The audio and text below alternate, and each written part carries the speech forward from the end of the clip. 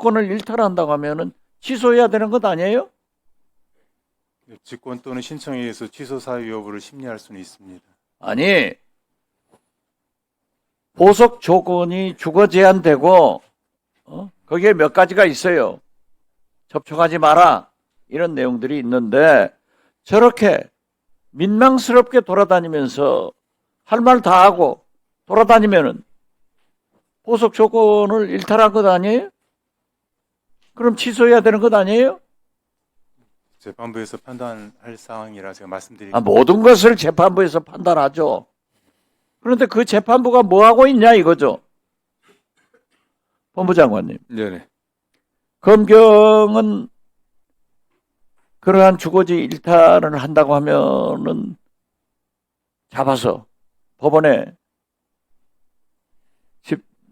보석 취소 요구해야 되는 것 아니에요? 일단 뭐 저희들이 검찰에서 정광훈 목사의 보석 조건 위배 여부는 관련된 의견을 좀 저희들도 서면으로 제출을 하도록 하겠습니다. 그리고 윤석열 전 대통령 뭐 접견 내용도 저희들이 확인을 해봤는데 특별한 내용은 없었습니다. 다만 특별한 내용이 있건 없건 어쨌든 간에 그것이 문제고 법적 제한이 주거 제한을 풀어서 나가서 윤석열이나 접근하고 그게 문제 아니에요. 네. 그러면 대체 토론하실 분 손 들어 주시겠습니까?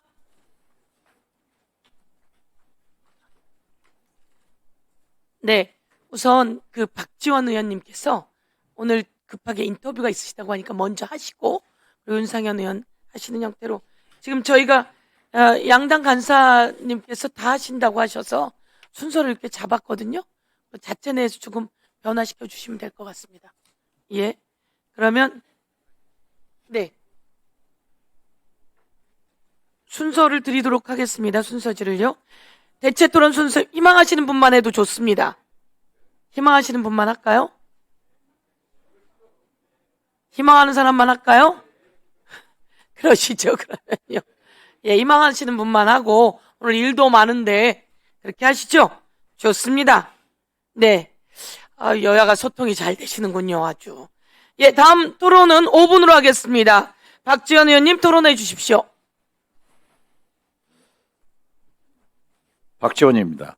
법원 행정 권한 대행님. 네.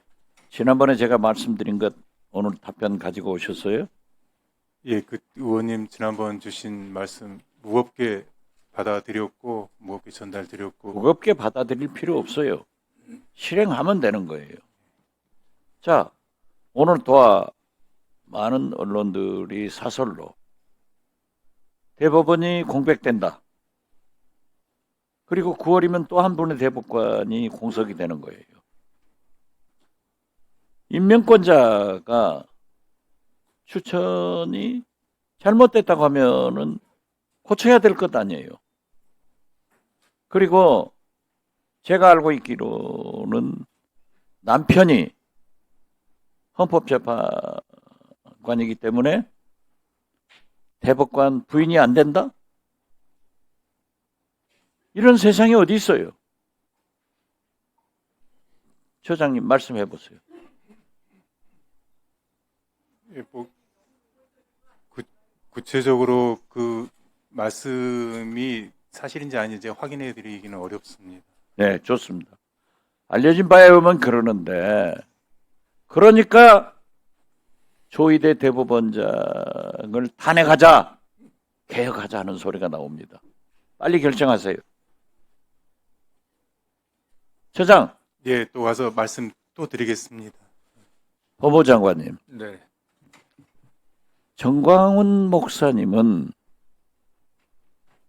보석이 됐는데 주거 제한 보석 아니에요? 네. 주거 제한 아니에요? 주거지가 뭐 제한되지는 않은 걸로 알고 있습니다. 아니 제가 봤어요. 네. 주거 제한이에요. 거기 검찰국장 장관님한테 얘기해 보세요. 주거 제한 아니에요? 네? 주거 제한이에요. 그리고 정광훈 목사 스스로가 나는 중환자다 하신 분이 집회에 나가서 모든 잡소리를 다 하고 다니는데 처장 권한대행 네. 사법부에서 결정한 것이 일탈하고 있잖아요. 보석 조건을 일탈한다고 하면은 취소해야 되는 것 아니에요? 직권 또는 신청에 의해서 취소 사유 여부를 심리할 수는 있습니다. 아니, 보석 조건이 주거 제한되고 거기에 몇 가지가 있어요. 접촉하지 마라 이런 내용들이 있는데 저렇게 민망스럽게 돌아다니면서 할 말 다 하고 돌아다니면은 보석 조건을 일탈한 것 아니에요? 그럼 취소해야 되는 것 아니에요? 재판부에서 판단할 상황이라 제가 말씀드리겠습니다. 모든 것을 재판부에서 판단하죠. 그런데 그 재판부가 뭐 하고 있냐 이거죠.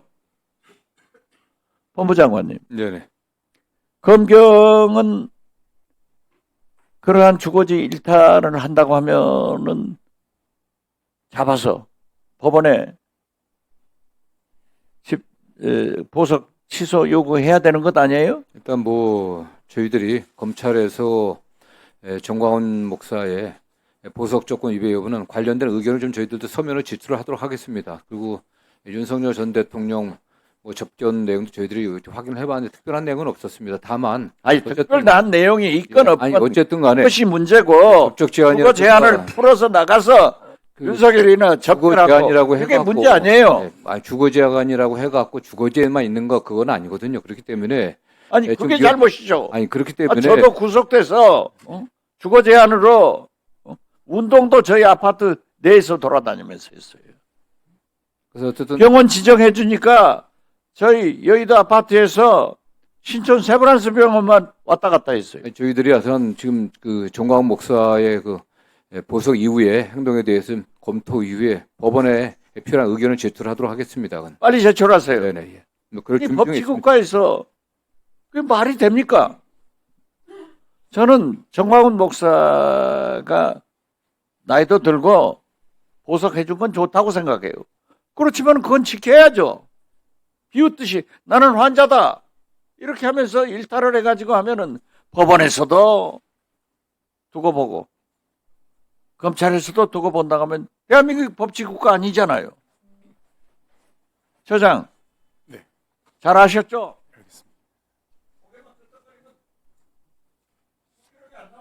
알겠습니다. 네네. 네, 필요한 의견을 뭐 적극적으로 제시하도록 하겠습니다. 네. 예, 수고하셨습니다.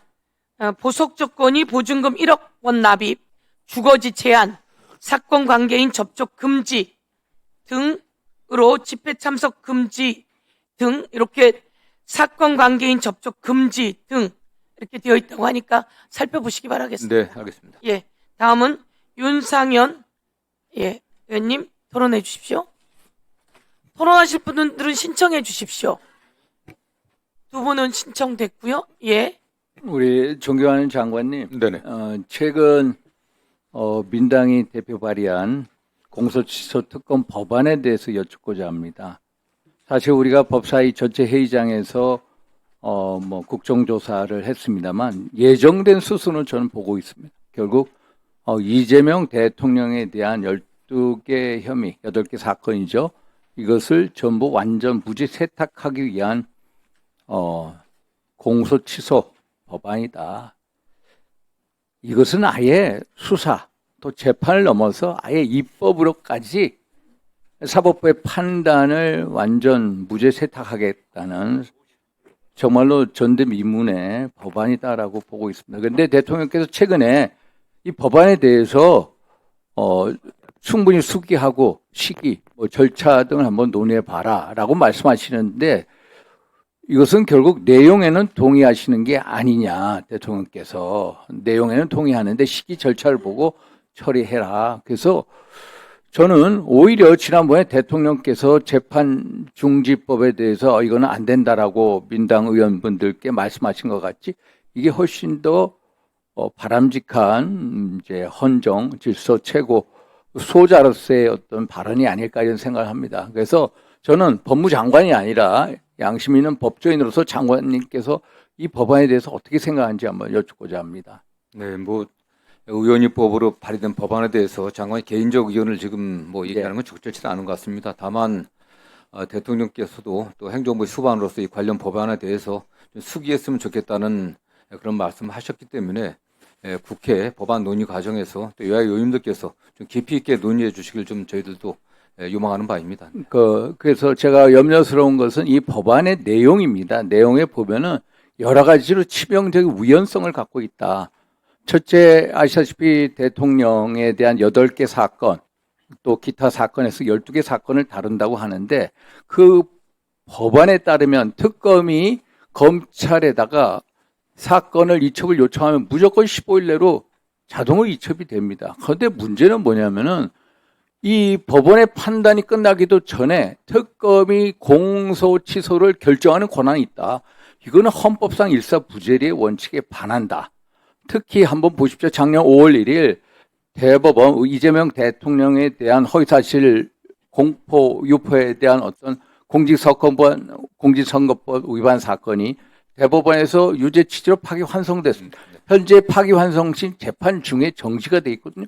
이런 사건까지 가져와서 공소 취소를 한다. 세상에 어떤 이런 전대미문의 일이 있을 수 있느냐. 그래서 일사부재의 원칙에 반한다.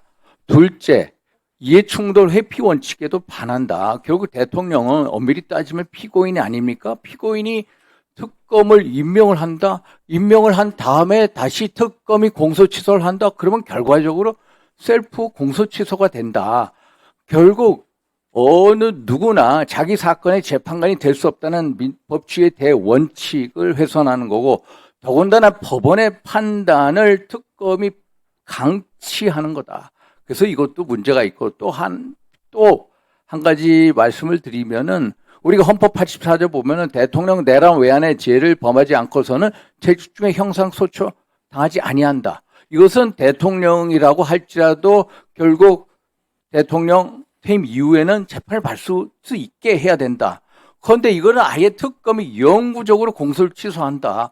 이 법안에도 맞지 않는다. 사후 책임을 추궁할 수 있는 가능성을 원천적으로 배제하는 이 법안. 세상에 어떻게 대한민국에 21세기 대한민국에 이런 법안이 나올 수 있느냐. 이것은 이재명 대통령을 위해서 특검이 수사부터 재판까지 특별 관리해서 결국에는 완전 무죄 세탁하기 위한 치해 복권 시대를 만들겠다. 그래서 저는 양심 있는 법정에서 이것은 저는 우리 장관님께서 이 법안에 대해서 대통령한테 장관이 아니라 진짜 이 법조인으로서 한번 이 법안은 안 된다라고 말씀드릴 의향이 없으신지 한번 꼭 여쭙고 싶습니다. 네, 어쨌든 지난번에 국회 그 국정조사 과정을 통해서 검찰을 비롯한 뭐 국정감사원 등의 권한의 오용과 남용들, 특히 검찰이 수사하는 과정에서 상당한 정도 위법 부당한 행위를 했다고 하는 의혹이 제기됐었고요. 그러면서 저희들도 변명하기 힘들 정도의 증거들이 좀 나온 것 같습니다. 그런 것들을 전반적으로 다시 살펴보겠다는 그런 취지이기 때문에 저는 뭐 기본적인 입법 취지는 공감하지만 다만 그 권한이라든가 수사 대상과 관련해서는 대통령께서 말씀하신 것처럼 국회에 좀 더 수기를 통해 갖고 결정했으면 좋겠다는 생각입니다. 네. 예.